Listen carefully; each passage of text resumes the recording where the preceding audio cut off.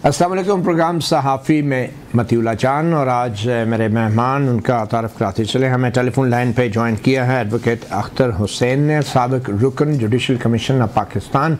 अख्तर हुसैन साहब ने आज ही इस्तीफ़ा दिया है जुडिशल कमीशन से, उसकी वजूहात भी उनसे जानेंगे। इस्लामाबाद स्टूडियोज़ में हमें ज्वाइन किया है रियासत अली आज़ाद, साबिक़ सदर Islamabad high court bar association. उनके साथ तशरीफ़ फरमा है एडवोकेट फैसल चौधरी, पाकिस्तान तहरीक इंसाफ के वकील और रहनुमा, और उनके साथ सीनियर जर्नलिस्ट और कोर्ट रिपोर्टर हसनात मलिक। अख्तर हुसैन साहब, बहुत शुक्रिया आपने हमें ज्वाइन किया है। बड़ी डेवलपमेंट है। जुडिशल कमीशन ऑफ पाकिस्तान जो 26वीं आनी तरमीम के तहत बना था, आप पहले रुकन हैं जिन्होंने इस्तीफ़ा दिया है। बज़ाहिर तो इस्तीफ़े में आपने यही बताया है कि जजों की तैनाती का मामला था, तो एग्जैक्टली ये तैनाती के ऊपर आपको इख्तलाफ क्या था? क्योंकि तैनातियाँ रुकी तो नहीं, तैनातियाँ हो तो गई, मगर अब आपका इस्तीफ़ा आ रहा है, ये मामला क्या था, हुआ क्या?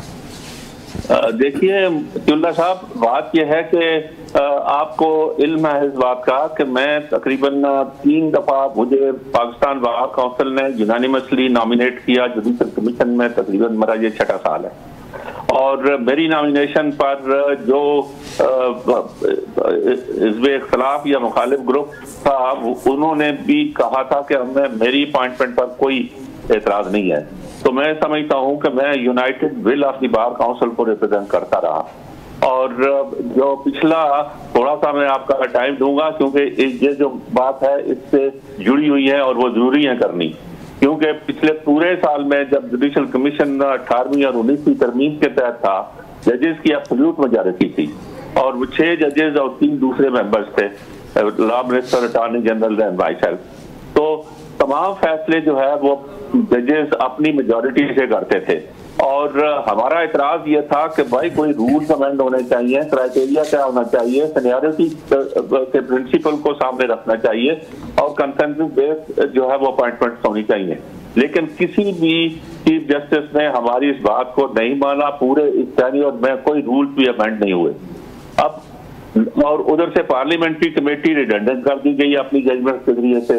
तो फिर हमारी बार काउंसिल की तरफ से डिमांड आई कि जुडिशल कमीशन में उनको पार्लियामेंट्री नुमाइंदों को जुडिशल कमीशन में ले लें, कॉन्स्टिट्यूशनल अमेंडमेंट कर लें और फेडरल कॉन्स्टिट्यूशनल कोर्ट बनाए।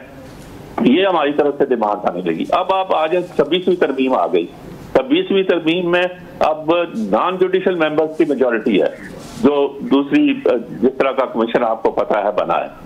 इसके अंदर मेरी पहली मीटिंग से पहले मैंने अपने प्रोग्राम में ये कहा था कि अगर अभी भी अपॉइंटमेंट्स जो है वो बाई शेयर मेजॉरिटी से जो है वो वोटिंग से होंगी तो फिर सवालात उठेंगे और ये सिस्टम भी नहीं चलेगा। तो चनाचे अब हम देखते हैं इसके अंदर कि ये सारा इसी तरह से हुआ। जब रूल्स बन रहे थे तो रूल्स के अंदर भी मैंने कहा था कि भाई अब ये आया है कि every member of commission has right to nominate. 5 वैकेंसियां हैं तो 50 जो है वो नॉमिनेशन आ जाते हैं। आप 50 नॉमिनेशन में के 5 आगे की जजमेंट्स और प्लीडिंग्स वो कोई पढ़ता नहीं है। तो मैंने ये कहा था कि रूल्स में कोई कमेटी बननी चाहिए ताकि जिसमें असेसमेंट जो है वो हो सके और शार्ट लिस्ट हो सके, कंसेंसस बेस्ड अपॉइंटमेंट हो सके। तो वो भी इसमें नहीं किया गया। तो चुनाचे अब अपॉइंटमेंट जो है वो एक तरह से पॉलिटिकल लेवल के ऊपर जो जिस तरह की नुमाइंदगी है उस तरह से होने लगी।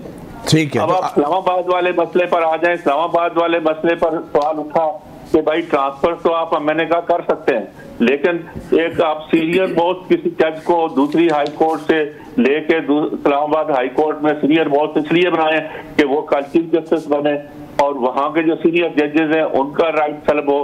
तो उस पर मेरा कहना यह था कमीशन में कि आप फिलहाल कोई नॉमिनेशन जो चीफ जस्टिस की जो है उनकी एलिवेशन सुप्रीम कोर्ट में न करें जब तक ये सीनियरिटी वाला मसला नहीं तय होता। लेकिन वो भी मेजॉरिटी से हो गया। लाहौर हाई कोर्ट के अंदर से एलिवेशन के भी मसाइल थे। तो चनाचे ये सारी बातें जो है वो जुड़ के मैं ये समझता कि presently I am not representing the United will of the bar, जो जिस तरीके मुझे यूनानिमसली किया गया था। तो मैं इन हालात में मैंने समझा कि भाई मैं जुडिशल काउंसिल से बाहर आके शायद ज्यादा बेहतर तौर पर बाहर के अंदर स्ट्रगल कर सकता हूं for independence of judicial institution and democratic institution. ठीक। अच्छा अख्तर साहब, आप कह रहे हैं कि आप जो है बार की सही नुमाइंदगी नहीं कर पा रहे थे, लेकिन लगता तो ये है कि पाकिस्तान बार कौंसिल का आपके साथ कुछ इख्तलाफ पैदा हुआ था चीफ जस्टिस आमिर फारूक के हवाले से। शायद आपकी जो नामजद करने वाली बार कौंसिल है वो चाहती थी कि चीफ जस्टिस आमिर फारूक ऊपर आए, तो क्या बार कौंसिल भी ये चाहती थी कि chief justice Aamir Farooq supreme court के अंदर इस मसले का डिवीजन है ना? मेरा यही तो कहना है, बार काउंसिल के कुछ मेंबर्स चाह रहे थे कि भाई वो उनकी हो जाए एलिवेशन, कुछ मेंबर्स नहीं चाह रहे थे। ये अक्सरियत किनकी थी बार कौंसिल में जो चाह रहे थे कि आमिर फारूक साहब ऊपर आ जाएं? वो चाह रहे थे अक्सरियत वाले बार वाले? नहीं, बाहर में कुछ नुमाइंदे जो है वो ये चाह रहे थे, इस बात से एग्री करते थे कि उनको आज ले आना चाहिए। देखिए चीफ जस्टिस ऑफ पाकिस्तान का कहना भी यह था कि जो उनकी सीनियरिटी है वो क्वेश्चनेबल है, हम सीनियरिटी वो भी नहीं जो है वो उससे एग्री करते थे जाती उनके व्यू के हवाले से, जुडिशियल नहीं। तो मेरा भी यही कहना था। तो फिर मेरा कहना यह था कि भाई आप उनको फिर सुप्रीम कोर्ट फिलहाल ना लाएं जब तक सीनियरिटी वाला मसला तो वो नहीं होता। चीफ जस्टिस याहिया अफरीदी की वोट की वजह से chief justice Aamir Farooq supreme court में आए? जी। आपने मुखालफत की उसकी? जी। और बार कौंसिल ने आपके इस वोट को पसंद नहीं किया? नहीं, मैं नहीं कहता कि पसंद किया या नहीं किया, आई डोंट केयर कि कोई पसंद करता है या नहीं करता, जाहिर है जो डिसएग्री करता है वो पसंद नहीं करता। अच्छा, तो लाहौर हाई कोर्ट वाले के जो 2 जजेस जिनका डेफर किया गया मामला, उस पर आपका क्या व्यू था? नहीं, उस पर मैं समझता हूँ कि उनका पहले ही पिछले कमीशन में उनका नाम आया था और उनके नाम पर खासी डिस्कशन हुई थी, वो मिनट्स पढ़कर सुनाए गए थे। उन मिनट्स के अंदर ये भी है कि भाई उनको आइंदा नहीं कंसिडर किया जाएगा। तो मेरा कहना यह है कि भाई उनको नहीं आना चाहिए, लेकिन उस मसले को फिर डेफर कर दिया गया। तो आपके इस इस्तीफे के बाद तो अब फ्री हैंड मिल गया ना? एहसन भून साहब आप आएंगे तो वो तो आपसे एग्री नहीं करते सीनियरिटी के मामले के ऊपर जो आपकी पोजीशन है। मतुल्ला साहब, वो एहसन भून साहब आए या कोई भी दोस्त आए, जो भी उसमें आए वो उसके अपना फैसला होगा सियासी तौर पर और बार काउंसिल के तौर पर, तो वो क्या फैसला लेते हैं। मेरा अपने जमीर का फैसला है कि मैं ये समझता हूँ कि जब मैं कोई फर्दर और पॉजिटिव कंट्रीब्यूशन नए कमीशन में आके भी नहीं कर सकता हूँ तो मुझे नहीं रहना चाहिए, मुझे इस्तीफा दे देना चाहिए। तो ये आपके जमीर का फैसला है या पाकिस्तान बार काउंसिल भी आपके साथ खड़ी है इस वजह से? मेरा अपना फैसला है, ये बार काउंसिल का फैसला नहीं है। बार काउंसिल मेरा फैसला, बहुत शुक्रिया। बार काउंसिल का फैसला नहीं। बहुत शुक्रिया एडवोकेट अख्तर हुसैन, आपने हमें वक्त दिया। सबसे पहले तो हसनात मलिक साहब, आपके ख्याल में अख्तर हुसैन साहब ने जो इस्तीफ़ा दिया है इसमें बज़ाहिर बार कौंसिल्स के साथ इनके इख्तलाफ था और इख्तलाफात थे, तो सियासी तौर पे क्या इस वक्त इस्तीफ़ा देना चाहिए था इनको? मतलब कि कुछ समझ नहीं आई, या तो फ़ौरन ही दे देते लास्ट टाइम जो कमीशन का इजलास हुआ उसके बाद? देखिए, मेरा ख्याल है कि ये इस्तीफ़ा ना देते तो वो जो मेजॉरिटी ग्रुप है इस वक्त पाकिस्तान बार कौंसिल, वो इनको स्टेप डाउन भी कर देता, रिमूव कर देते। अच्छा, वो हालात इस हद तक कशीदा। वजह ये थी कि लाहौर हाई कोर्ट में जिस जज को इंडिपेंडेंट ग्रुप चाहते हैं कि सुप्रीम कोर्ट आए, उसके लिए एक वोट बड़ा क्रूशल है बार का। 6 वोट तो हुकूमत के यानी थे, 5 हुकूमत के वोट थे, 6ठा अमीरुद्दीन खान साहब का वोट था। 1 वोट होना चाहिए था। अख्तर साहब की जगह अगर कोई और आएगा तो वो सपोर्ट कर देगा, तो 7 वोटों से भाई मेजॉरिटी जिस जज को लाहौर हाई कोर्ट से लाना चाह रहे हैं, डिस्पाइट दैट के मिनट्स में आया ये वो, तो वो लेके आ जाएंगे। इसका मतलब भी इम्कान है? जी बिल्कुल, गालिब इम्कान है कि अब जब भी मीटिंग होगी अब वो आ जाएंगे। ठीक है, अब वो वोटिंग।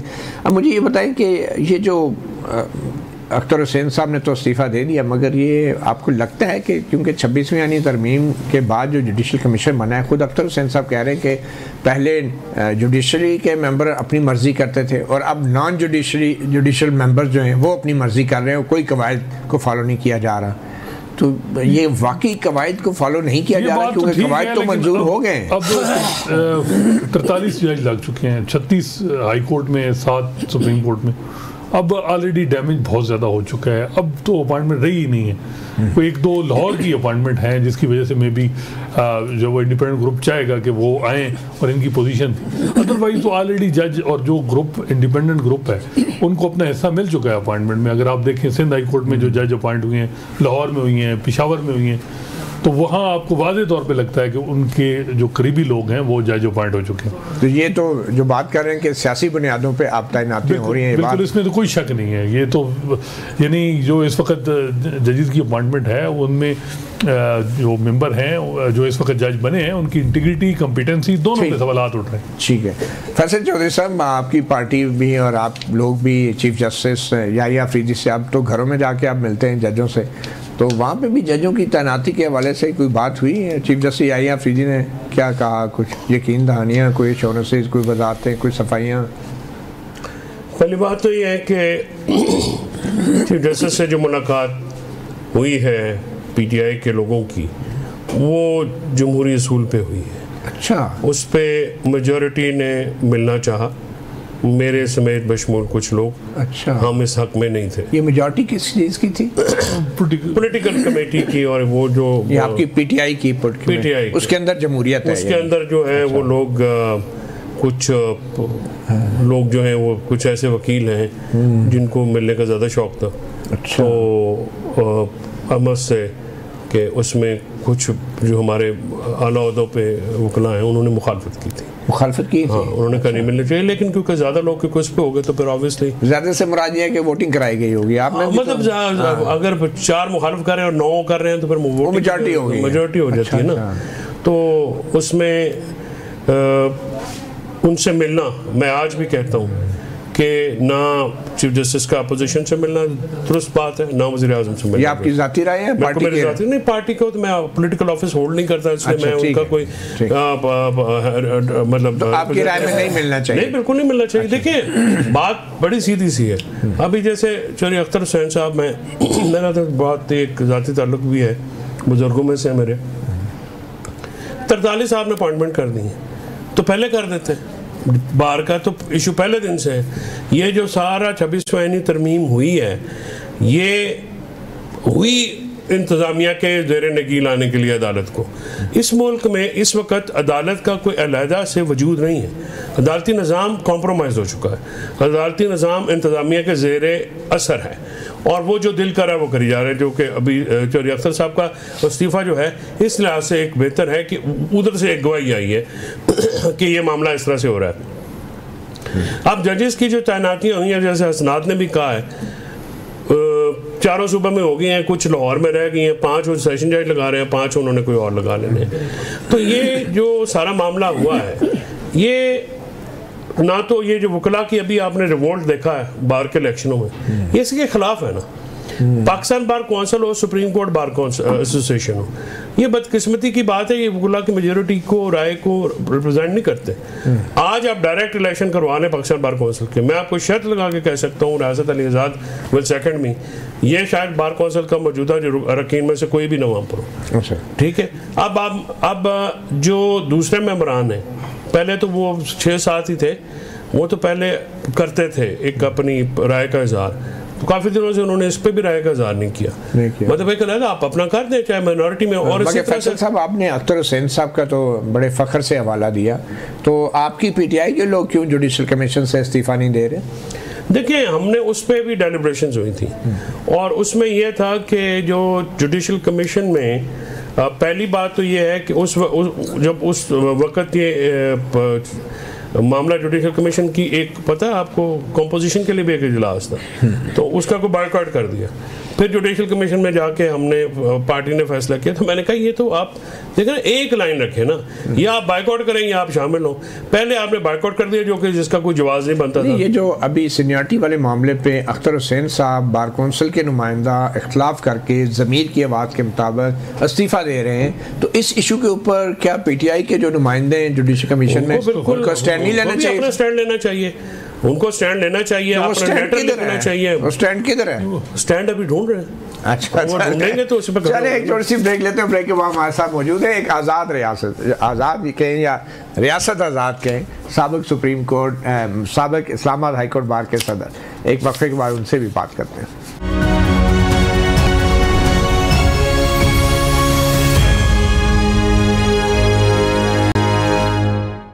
Welcome back. सहाफ़ी प्रोग्राम में एडवोकेट रियासत आज़ाद हमारे साथ मौजूद हैं। एडवोकेट रियासत आज़ाद साहब, इस्लामाबाद हाई कोर्ट बार में जो इलेक्शंस हुए हैं, लगता है वहाँ पे भी एक इनकलाब आ गया है। लाहौर हाई कोर्ट बार में भी इनकलाब आ गया है, वो ग्रुप ऊपर आ गया है कि जो 26वीं आईनी तरमीम का मुखालफ है। तो ये क्या वजह क्या बनी? इस्लामाबाद हाई कोर्ट में हुआ क्या है, पहले तो ये बताएं। बिस्मिल्लाहिर्रहमानिर्रहीम। मैं मती हमेशा कहता रहा, आपके साथ गुफ्तगू, बाकी जितने दोस्त हैं उनके साथ ये गुफ्तगू होती रही।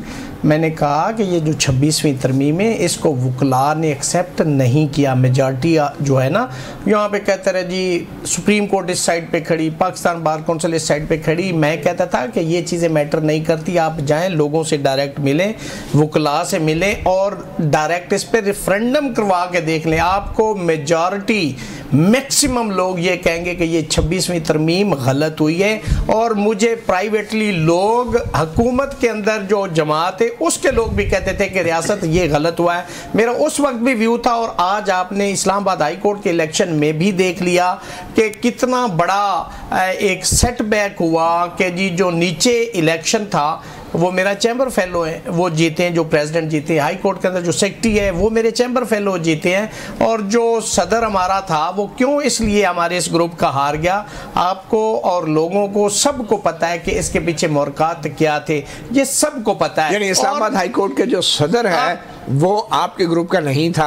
हमारे ग्रुप का था। हाँ। मैं इस इंडिपेंडेंट ग्रुप का हूं, लेकिन लोगों ने भाई गुस्सा निकाला है, लोगों ने दो दाग के साइड पे कर दिया है। उसकी वजह थी कि वो 26वीं तरमीम के हक में थे। मैं हमेशा, आपको पता है, मैं बिल्कुल जो नीट एंड क्लीन बात होती है, आप लाहौर में भी देख लें वहां पे क्या हुआ है, आप पिंडी में देख लें, जितने हाई कोर्ट्स और हाई कोर्ट के बेंचेस थे आप वहां पे रिजल्ट देख लें।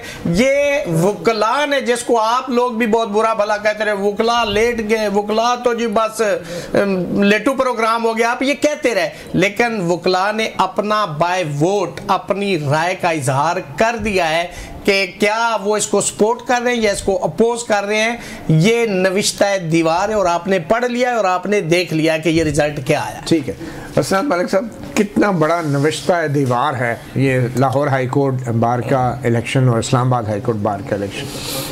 नहीं है तो सही, लेकिन मेरा ख्याल है कि उसका असर सुप्रीम कोर्ट या आईनी बेंच पे नहीं होगा। आईनी बेंच के जजेस एक ही बात कर रहे हैं कि जी हम आइन को देख रहे हैं, टैक्स को देख रहे हैं, क्योंकि 26वीं आईनी तरमीम के बाद जो टैक्स उनके पास है वही वो बेनिफिशरी हैं। और मेरा ख्याल है उस पर असर आईनी बेंच पे, अगर आप कहें ना कि 26वीं तरमीम का केस फौरी लग जाएगा या कुछ होगा, वो नहीं। फ़र्क पड़ेगा लाहौर हाई कोर्ट में। लाहौर हाई कोर्ट में जिस तरह अभी नाम आए थे वहाँ तब्दीली आएगी, वहाँ दबाव पड़ेगा कि जी आप एक ग्रुप को अकोमोडेट कर रहे हैं, उनके वकीलों को, या दूसरों को करें या मेरिट पे बात करें, और बाकी भी वहाँ जो जजेस। और तीसरा असर पड़ेगा जो जजेस इस वक्त स्टैंड लिए हुए हैं, डिसेंटिंग जजेस, चाहे वो सुप्रीम कोर्ट में 5-6 हैं जिनको कार्नर किया गया है, कुछ इस्लामाबाद हाई कोर्ट के हैं जिनको डिस्कार्ड किया गई सीनियरिटी को और डोगर साहब को लाया गया, और चाहे लाहौर हाई कोर्ट में कुछ जजेस हैं। इनको हिम्मत आएगी कि देखें वकला में ये रिजेंटमेंट है और वकला की ये पोजीशन है, तो कम से कम वो अपनी जगह खड़े रहेंगे। मगर जजों की तैनाती में तो पाकिस्तान बार कौंसिल या प्रोविंशियल बार कौंसिल्स का वो अख्तियार होता है, उनका एक नुमाइंदा होता है जुडिशल कमीशन में।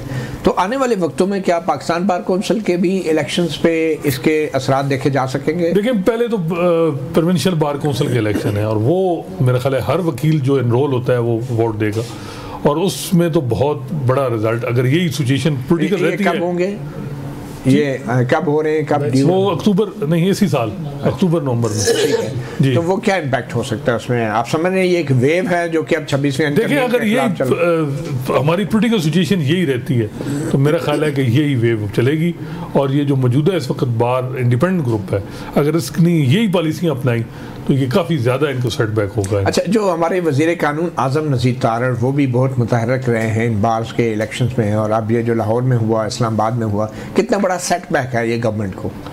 देखिए, वो सेटबैक तो ऐसा हुकूमत के लिए कोई नहीं है। हुकूमत ये है कि वो कहेगी जी बलूचिस्तान हाई कोर्ट हमारे पास है, सिंध हाई कोर्ट हमारे पास है, KP में भी कुछ है, सुप्रीम कोर्ट बार और पाकिस्तान बार कौंसिल है। ऐसा हुकूमत के लिए मसला नहीं है, लेकिन जजेस के लिए मसला है, जैसे मैंने बताया, और ख़ासकर हाई कोर्ट के जजेस के लिए। बाकी इन अब ये जो बने हैं, प्रेसिडेंट बने हैं, देखते हैं कि अब ये क्या पोजीशन लेते हैं 26वीं तरमीम में, आईनी बेंच पे कितना दबाव डालते हैं, क्योंकि आईनी बेंच अभी तक बज़ाहिर ये लग रहा है कि 100 दिन हो चुके हैं, उन्होंने कोई फैसला भी नहीं किया और इसी तरह चीज़ों को चला रहे हैं। अब उन पे कितना दबाव डाला जाता है ये असल देखना है। ठीक है फैसल चौधरी साहब, इंसाफ लॉयर्स फोरम जो PTI का एक वकला का एक बड़ा इंपॉर्टेंट फोरम है, वो उसकी होते हुए क्या वजह है? बज़ाहिर तो PTI वकला में भी काफ़ी पॉपुलर है, मगर क्या वजह है कि वो अभी तक इंसाफ लॉयर्स फोरम उस तरीके से सामने नहीं आ सका जिस तरीके से ये तवक्को की जा रही थी कि ये लोग आएंगे, और ख़ास तौर पे जो यंग लॉयर्स हैं, तो वो क्यों नहीं अभी तक अपना लोहा मनवा सके? उसकी वजह ये थी कि लोहा तो उन्होंने मनवाया है इन इलेक्शंस में। पहले ये प्रोफेशनल ग्रुप के लोग जो हैं इनके ओहदेदार थे। अच्छा, प्रोफेशनल ग्रुप और इंडिपेंडेंट ग्रुप आप क्योंकि बाहर की पॉलिटिक्स को समझते हैं, PTI के अंदर भी बहुत सारे हमारे तरह के लोग जो हैं प्रोफेशनल ग्रुप के साथ कभी नहीं खड़े हुए, ना खड़ा होंगे। उसकी एक अपनी वजह, अपनी डायनामिक्स है। इस बार इंतज़ार अफजान पंजोथा को जब हमने खान साहब से ये डिस्कशन हुई और ये बहुत सारे ILF के जो लॉयर्स थे, ये जाके उन्होंने खान साहब से कहा कि आप ILF को अलहदा एंटिटी बनाएं, क्योंकि इंसाफ लॉयर फोरम किसी भी ग्रुप या धड़े की सब्सिडरी नहीं हो सकती। तो फिर इंतज़ार पंजोथा को चीफ ऑर्गेनाइजर लगाया गया। उसको अभी 2 हफ्ते ही हुए थे, लेकिन उसने बड़ा हार्ड वर्क किया और वो छोटी बारों पे भी तवज्जो दी। और ये जो लाहौर हाई कोर्ट बार का इलेक्शन जो जीता है, इसमें मैं इंटरेस्टिंगली आपको बताऊं कि ये जो बाहर वाली बारें हैं ना, इनके वोट जो है, जैसे गुजरावाला डिवीजन है, फैसलाबाद डिवीजन है, सरगोदा डिवीजन है, या दूसरे जो वो बारों के वोट जो है ना बिल्कुल पड़े हैं इसमें। और ये एक जब तक आप ILF को, अभी आप देखेंगे इसी तरह इस्लामाबाद में हुआ, इसी तरह से पिंडी में हुआ कि पिछले जो डिस्ट्रिक्ट बार का इलेक्शन इस्लामाबाद का था, जिसमें वो जो पुरानी टीम थी 1500 वोटों से वो इलेक्शन हारी। इस बार हमारा सदर बन गया इस्लामाबाद में। इसी तरह पिंडी से 3 बंदे थे, ILF 3 बंदों को सपोर्ट करी थी। इस बार यूनानिमसली किया, एक बंदा हमारा वहाँ पे पूरा पैनल जीत गया। लाहौर में भी इस तरह से हुआ। तो जब ILF को आप पॉलिटिकली जो ये डिवाइड है ना बाहर की, इससे निकालेंगे और एक अपनी स्ट्रीम लाइन होकर इमरान खान के नज़रिए पर चलेंगे, ठीक है, बाकी किसी अपना ज़ैद बकर के नज़रिए पर नहीं चलेंगे, तो उसका असर है लोगों में। लोग रिस्पॉन्ड करते हैं इमरान खान के स्टांस को, ठीक है। और वही आज आपने देखा कि एक वेव आई है जिसके ऊपर जो है ये पॉपुलैरिटी वेव है। और इसके ऊपर जैसे अभी हसनात ने भी कहा, ये बड़ी इंपॉर्टेंट बात है कि मैंने बल्कि अपने जो दोस्त हैं उन दोनों वाजिद लाइन साहब हमारे इधर इस्लामाबाद के हैं और एहसन लीला साहब पिंडी के हैं, तो मैंने उनको कहा ये साल जो है ना ये ऐसे ही चला जाता है।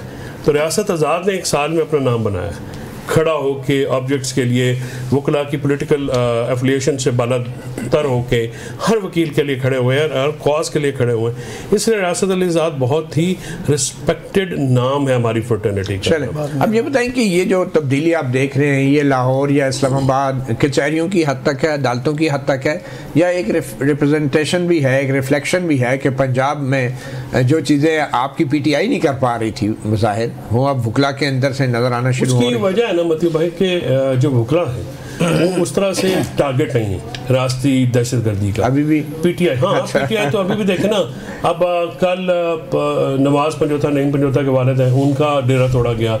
मंडी बहाउद्दीन में तारक साई का डेरा तोड़ा गया। मेजर जफरुल्लाह गोंदल का डेरा जो है वो उसको किया गया। पिंडी में जहाँ जहाँ पे मीटिंगें होती हैं, तो पंजाब में वकला जो है ना, वकला क्योंकि तगड़े होते हैं तो वकला का पे हाथ कम डालते हैं। इंडिविजुअली तो कर सकते हैं, लेकिन एज ए बार जो है वो उसके लिए उनका अब डिस्ट्रिक्ट बार एसोसिएशन लाहौर जिसका 45,000 मेंबर है, और ये लाहौर हाईकोर्ट बार जो है जिसका 27 से 28,000 मेंबर है, ये सारे जो हैं ये आप लाहौर में एक आपको बड़ी चेंज नज़र आएगी। और लाहौर से पंजाब में जो चेंज आती है वो अब हमने जो आप हमारा एक वफद जो सिंध गया हुआ है, जो हम ग्रैंड अपोजिशन अलायंस पे काम कर रहे हैं, वो अलायंस के ऊपर हम 3 नुकात में जो लोगों को इकट्ठा करें, क्योंकि 2 नुकात जिसमें हमने हुकूमत से मुज़ाकरात किए थे वो हमारे इस का एजेंडा का हिस्सा नहीं है। यानी खान साहब तो पहले भी नहीं थे, हमारे वो रहनुमाओं के वर्कर्स के केसेस और जुडिशल कमीशन, हम उस पर बात नहीं कर रहे। जो अपोजिशन से हमारे मुज़ाकरात है वो 3 चीज़ों पे हो रहे हैं, revival of democracy and the constitution, rule of law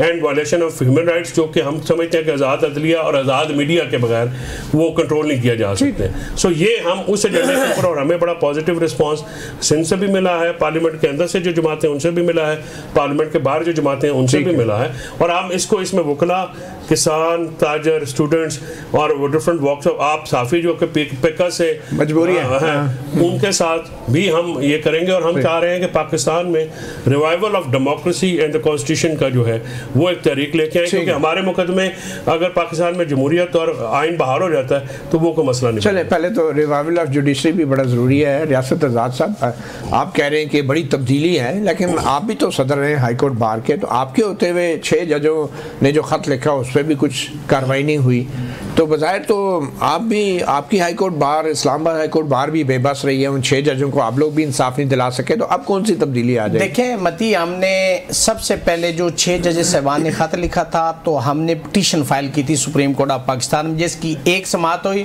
और अल्लाह ताला उनको दर्जात में इजाफा फरमाए। फाजिसा साहब की वो 1 समाअत के बाद वो हमारी कहीं खू खाते चली गई वो हमारी पिटीशन। उसके बाद दूसरी पिटीशन हमने क्या फाइल की थी, 26वीं तरमीम को हमने चैलेंज किया। अब तीसरी हमने एक इस्लामाबाद हाई कोर्ट ने पिटीशन फाइल की सीनियरिटी के वायलेशन होने के प्रिंसिपल के ऊपर, वो हमने फाइल की सुप्रीम कोर्ट में। और आज मेरे चैम्बर फेलो हैं डिस्ट्रिक्ट बार एसोसिएशन इस्लामाबाद के प्रेसिडेंट चौधरी नईम अली गुज्जर साहब, उन्होंने आज वो एक नोटिफिकेशन और उसकी हमायत किया और वो जा रहे हैं इस पे वो भी एक पिटीशन फाइल करने के लिए। देखें, हम सुप्रीम कोर्ट ऑफ पाकिस्तान का दरवाज़ा खटखटा रहे हैं, यानी आपको मेजॉरिटी ऑफ दी लॉयर और उनकी ये जो विल और विश और विम है वो सुप्रीम कोर्ट ऑफ पाकिस्तान के पास चली गई है कि लोग क्या चाहते हैं, लीगल फर्टेनिटी क्या चाहती है। हमारे पास कोई, हम किसी गन के तो उसे जोर पे नहीं ना ये चीज़ें कर सकते हैं, हमारे पास तो एक कलम की ताकत है, जबान की ताकत है, आइन और कानून के अंदर जो चीज़ें लिखी हम उसकी बात कर सकते हैं। हमारा तो काम ही कागज़ और पेंसिल से है, और अगर अदलिया के अंदर अब जान नहीं रही तो हम उसमें जान डालने की कोशिश कर रहे हैं। अगर हम जान डालने में कामयाब हो जाते हैं या सुओ मोटो अदालत भी अपने सांस बहाल करने में कोशिश और काविश करती तो इंशाल्लाह आपको तब्दीली नजर आएगी। बहरहाल आप सुप्रीम कोर्ट का दरवाजा खटखटा रहे हैं, लेकिन यहाँ पे आईनी बेंच की खिड़की खुली है, अब वो खिड़की का रास्ता एक है, उसमें सुप्रीम कोर्ट का रास्ता तो कहीं और। देखिए मती, हम हमेशा ये कहते हैं, मेरा ये हमेशा व्यू रहा कि जो सुप्रीम कोर्ट ऑफ पाकिस्तान है, अब सुप्रीम कोर्ट ऑफ पाकिस्तान शोशाह की रह गई है, सारे इख्तियार सुप्रीम कोर्ट ऑफ पाकिस्तान के आईनी बेंच के पास है। आपका चीफ जस्टिस भी दिखावे के लिए आप लोगों को दिखा सकते हैं, बता सकते हैं कि ये हमारे chief justice supreme court of Pakistan है, अदरवाइज उनके पास क्या अख्तियार है। अगर उनके पास अख्तियार होता तो जो जजमेंट्स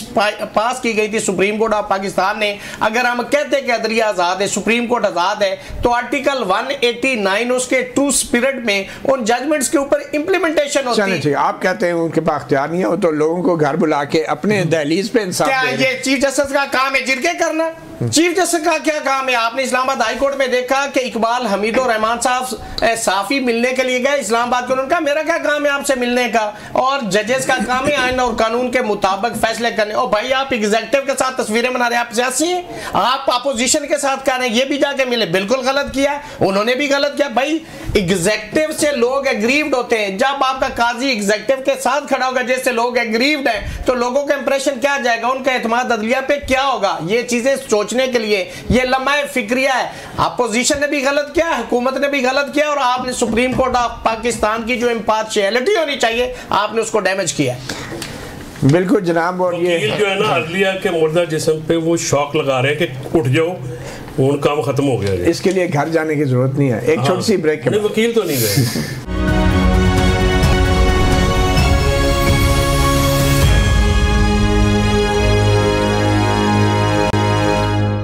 वेलकम बैक।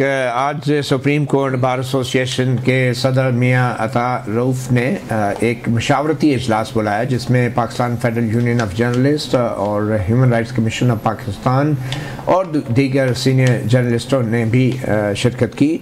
उस इजलास के बाद एक अहम बात यह हुई है कि सुप्रीम कोर्ट बार एसोसिएशन ने भी PFUJ के साथ मिल के इस मशावरती इजलास में कुछ करारदादें मंजूर की हैं, जिनके मुताबिक उसमें पीका की जो हुकूमत की लाई गई तरामीम हैं उनको नामंजूर किया गया है, उनकी मजम्मत की गई है और उसके साथ ये हुकूमत से कहा है कि इन तरामीम को फौरी तौर पे वापस लिया जाए, उनको रिपील किया जाए और जो आज़ाद मीडिया के ऊपर जो कदगने लगाई गई हैं हुकूमत की तरफ से उन कदगनों को भी ख़त्म किया जाए। और इसके साथ ही आज के मशावरती इजलास के बाद ये भी कहा गया है कि जो बढ़ती हुई सेंसरशिप है डिजिटल मीडिया पे और सोशल मीडिया के ख़िलाफ़ जो भी कार्रवाइयाँ की जा रही हैं उनसे आज़ादी राय जो है उसको सल्ब करने की कोशिश की जा रही है। ये बड़ी डेवलपमेंट है। हसनात मलिक, आप इसको कैसे देख रहे हैं? सुप्रीम कोर्ट बार जो कि पहले तो 26वीं यानी तरमीम में भी बड़ी हुकूमत के साथ रही है और आज तो उसने मीडिया की हिमायत का ऐलान किया और मजम्मत कर दी है स्पीकर की तरमीम।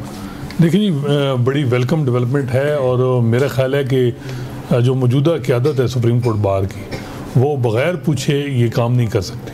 अच्छा। और इससे बग़ैर ये लग रहा है कि हुकूमत का एक तबका वो भी चाहता है कि ये जो इस वक्त आवाज़ें उठ रही हैं मेन स्ट्रीम मीडिया से और मेन स्ट्रीम मीडिया और हुकूमत के दरमियान खलीज बढ़ रही है तो ये ख़त्म की जाए। और नून लीग के अंदर ये एक सोच है कि इससे ये हुआ है कि जो मेन स्ट्रीम मीडिया वो तो हमें हर मामले में सपोर्ट कर रहा है, हमने उनको क्यों नाराज़ कर दिया।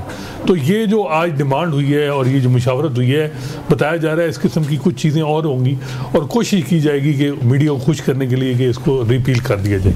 लेकिन क्या ताकतवर हल्के जो इसके पीछे थे वो इस चीज़ को मान जाएंगे या नहीं? क्योंकि बज़ाहिर ये लग रहा है कि जो हमारी नून लीग पीपल्स पार्टी वो ये हिम्मत उस तरह की तो है नहीं कि कहें कि जी हम रिपील करने जा रहे हैं, तो वो इनडायरेक्टली इन बार और मुख्तलिफ से ये डिमांड करवा रहे हैं ताकि कोई वो भी समझ और हम भी कह दें कि रिपील कर दें। चलें, ये तरमीम वापस लेने का भी तो क्रेडिट किसी न किसी ने लेना है ना। एडवोकेट फैसल चौधरी साहब, जब आपकी हुकूमत थी खान साहब की तो आप भी पीका के कानून, इस काले कानून के अंदर मजीद इसको काला करने के लिए ऑर्डिनेंस भी लेकर आए थे। उस वक्त एक जर्नलिस्ट डिफेंस कमेटी बनी थी और chief justice Islamabad high court अतम अल्लाह साहब ने बड़े तारीखी फैसले दिए थे पीका के कानून के नाजायज़ इस्तेमाल को रोकने के हवाले से। अब सुप्रीम कोर्ट बार के सदर ने आज ऐलान किया है कि उस जर्नलिस्ट डिफेंस कमेटी को सुप्रीम कोर्ट बार के लेवल पे भी बनाया जा सकता है। तो आपकी राय में क्या सुप्रीम कोर्ट बार और पाकिस्तान बार कौंसिल को इस हवाले से कोई कार्रवाई करनी चाहिए, ठोस अंदाज में आगे बढ़ना चाहिए? बिल्कुल बढ़ना चाहिए, लेकिन अभी हसनात ने एक जो बात की है ना कि पूछ के फैसला किया, तो मुझे पंजाबी का एक गाना याद आ गया, दूरों दूरों अखियां मारे मुंडा पटवारी का। अच्छा।